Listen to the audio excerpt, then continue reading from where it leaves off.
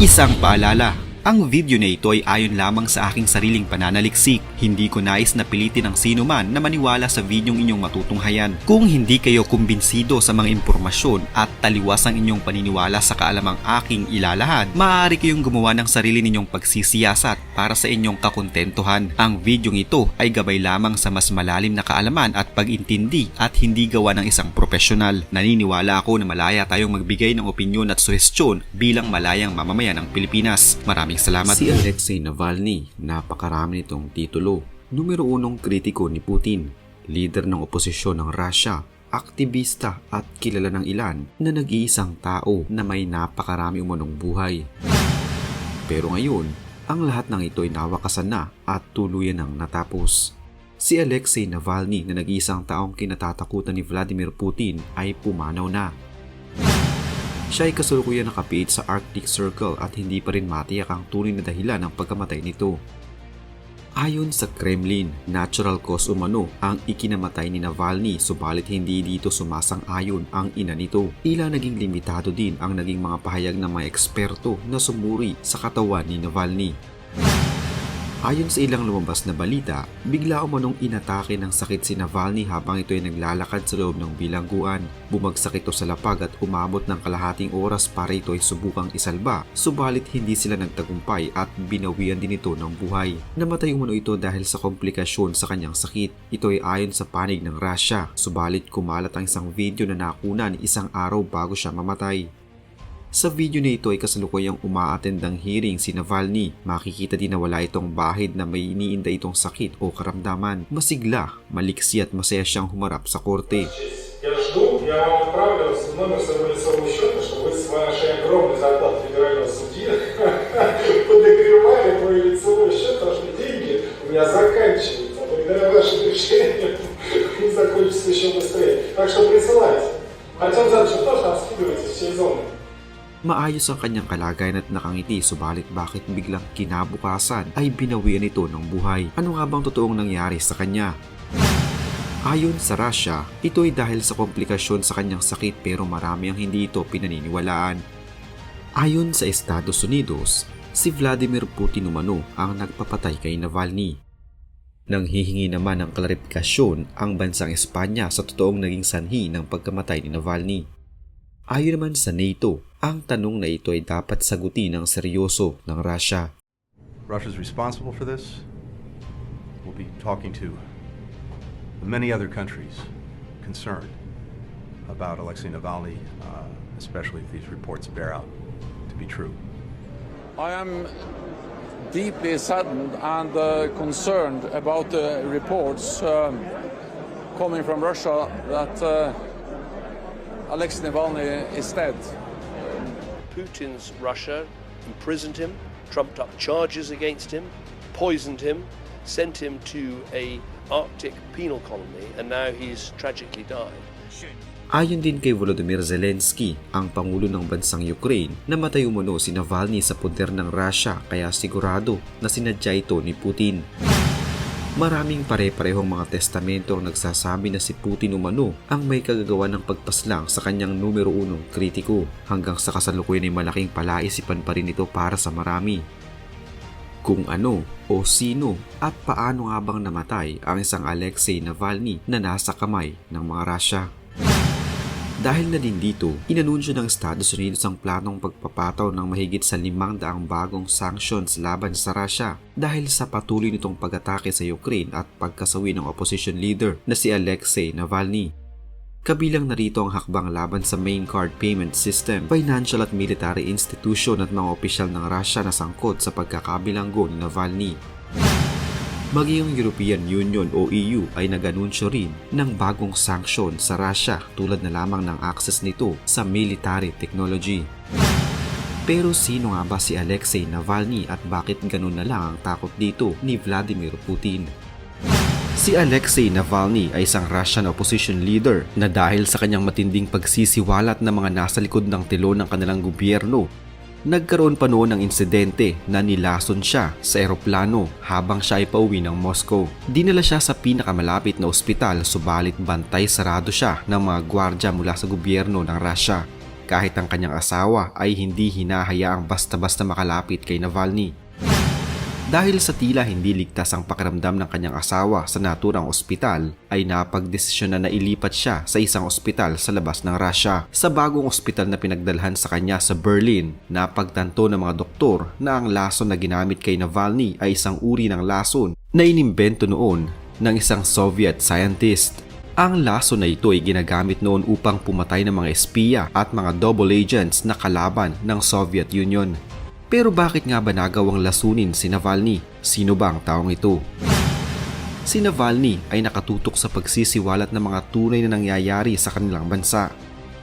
Isa sa dapat nating malaman tungkol sa Russia ay ang buong society, ang gobyerno, business structures at lahat ay tila gawa sa isang higanteng tore ng baraha. Napakarupok at sensitibo at si Vladimir Putin ang nasa pinakatuktok nito. Mula sa toreng ito, kasama ni Putin ang mga malalapit sa kanyang tao na kung saan nakatutok ang kanyang tenga sa mga ito. Ito ay ang mga Russian billionaires na silang kumokontrol sa mga pangunahing industriya ng Russia mula sa langis, minahan, telecoms, lahat ng mga mayayamang tao sa Russia. Ang mga taong ito ay gumagawa ng pabor para kay Putin habang nahihingan din nila ng pabor si Putin, kaya't napapanatili nilang kontrolado ang pagkontrol ng halos lahat sa Russia. Ang ganitong klase ng pamamalakad ay nadadala hanggang sa mga lokal na gobyerno. Pamamalakad kung saan nangingibabaw ang korupsyon, takutan at gamitan na nagpapanatili kay Putin sa tuktok ng tore. Natatakot si Putin kay Navalny dahil nais niyang ipakita sa mga tao kung ano ang kanyang totoong nakikita sa kanilang gobyerno upang hikayatin ng mga tao na wag na itong hayaang magpatuloy at upang tuluyan ng magiba ang naturang tore. Kung mangyari ito, may tuturing na pinakakawawa at talunan ay si Vladimir Putin. Paano nga ba itong ginagawa ni Navalny? Gumagawa siya ng mga documentary videos na kung saan gumagamit siya madalas ng mga nakakatawang effects habang ini-expose niya ang mga katiwalian at tiwaling tao sa kanilang bansa. Pero ang mga video na ito na karamihan ng mga tao ay pinagtatawanan ay mga totoo palang ebidensya at pag-aaral kung gaano na talaga kalala ang sitwasyon na nangyayaring korupsyon sa kanilang pamahalaan. Siya isang tila viral internet sensation ng pinagsama-samang anchor, journalist, aktivista, content creator at vlogger. Ginagawa ito ni Navalny hindi upang makakuha ng atensyon ng tao para iboto siya sa kung anumang posisyon sa gobyerno. Ginagawa niya ito upang matigil na ang patuloy na pagtulong ng gobyerno ng Russia sa mga bilyonaryo imbes na sa mga mamamayan ng Russia. Hindi siya nagnanais ng boto para sa kanya, kundi nais niya na wag nang iboto ng mga tao si Putin. Kung babalikan natin ang tore ng baraha na nabanggit kanina, alam nating lahat na si Putin ang nasa pinakatuktok nito. Pero hindi nangangahulugan na si Putin ang pinakamakapangyarihan at may hawak ng lahat. Nagiging makapangyarihan lamang siya at kilala dahil na din sa suporta ng mga bilyonaryo ng Russia. Hindi kinatatakutan ni Putin ang mga videos ni Navalny sa kanyang YouTube channel. Kahit kasi saang husgado sila makarating dahil sa mapanirang mga videos ni Navalny kay Vladimir Putin, ay kayang-kaya umanong suhulan ni Putin ang sinuman upang pumabor ang desisyon sa kanya. Ang pinakakinatatakutan ni Putin ay ang mapagtanto ng mga tao na ang gobyerno ay kontrolado pala ng mga bilyonaryo ng Russia at magsimulang makiusap ang tao na maging mas transparent pa ang gobyerno. Kung sakali man na mabuko nga ng mga tao ang nangyayaring katiwalian, ang mga bilyonaryo ay kayang-kayang gamitin ang kanilang pera upang magtago at magtungo sa ibang mga bansa. Pero si Vladimir Putin na siyang nakaharap sa mga tao ay magiging public enemy number 1. Siguradong magiging masakit ang kanyang pagbagsak. Yan ang labis na kinatatakutan na mangyari ni Putin. Kaya kailangan niyang panatilihin ang kung anumang kalakaran ngayon sa kanilang gobyerno o matitikman niya ang galit ng kanyang mga mamamayan. Pero si Navalny lamang ang nag-iisang gumawa ng aksyon ukol dito. How corrupt do you think is Mr. Vladimir Putin? He's the basement of this corruption. He's personally involved in corruption and he's encouraging our official for corruption. Ng mga tao. Matapos ang pamamahinga ni Navalny mula nang siya ay lasunin, muli siyang bumalik sa Russia upang gawin ang kanyang dapat na gawin. Sa kanyang pagbabalik sa Russia ay naglabas siya ng isang documentary na kanyang tinatrabaho pala bago pa man siya lasunin. Ang documentary na ito ay halos tungkol kay Putin at sa kanyang ginagawang katiwalian. Nasa documentary din ang ilang mga drone videos kung saan ipinapakita ang palasyo ni Putin na nasa Black Sea. Ang documentary na ito ay talaga namang nagtrending at pinanood ng milyong-milyong katao.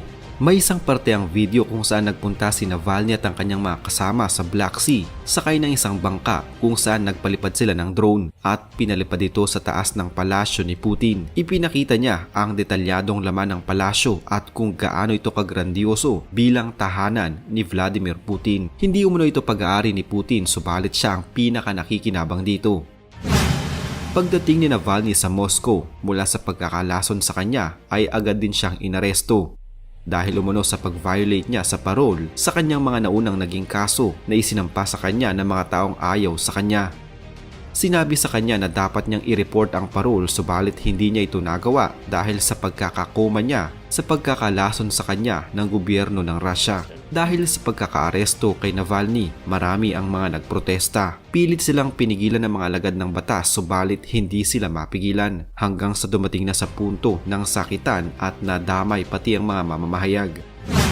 Sinintensyahan si Navalny ng 2 taon at 8 buwan ng pagkakabilanggo. Subalit dahil sa iba pang mga kasong isinampalaban sa kanya na pawang peke lamang umano, ay umabot na sa 11 taon at 6 na buwan ang kanyang naging sentensya. At noong Agosto lamang nitong taon, muli na naman itong natagdagan ng 19 na taon dahil naman umano sa mga kasong kriminal. Ang pagnanais ni Navalny ay hindi para sa kanyang pansariling interes, kundi para imulat ang mga tao sa totoong nangyayari sa kanilang bansa upang alisin ang kurtinang nakatakip sa kanilang gobyerno sa kung ano talaga ang totoong nangyayari sa kanilang bansa.